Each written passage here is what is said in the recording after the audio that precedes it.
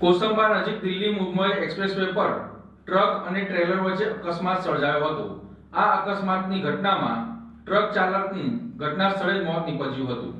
સુરત જિલ્લામાંથી પસાર થતા દિલ્હી મુંબઈ એક્સપ્રેસવે પર અકસ્માત સર્જાયો હતો। કિમ અંકલેશ્વર સેક્શન વચ્ચે કોસંબા નજીક આ અકસ્માતની ઘટના બની હતી। ટ્રેલરની પાછળ ટ્રક ચાલક ધડાકાભેર ભટકાતા અકસ્માત સર્જાયો હતો। આ અકસ્માતમાં ટ્રક ચાલક કેબિન સાથે આગળના ભાગમાં ટ્રકમાં કચડાઈ જતા તેનું ઘટના સ્થળે જ મોત નીપજ્યું હતું।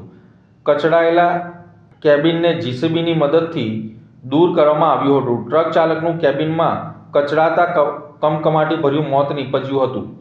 એક્સપ્રેસવે ઉપર બેદરકારીપૂર્વક ટ્રકો પાર્ક કરીને ઊભા રહે છે, જેના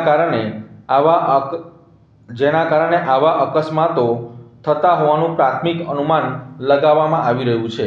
આ અકસ્માત અંગે કોસંબા પોલીસે અકસ્માત અંગેનો ગુનો નોંધી વધુ તપાસ હાથ ધરી છે।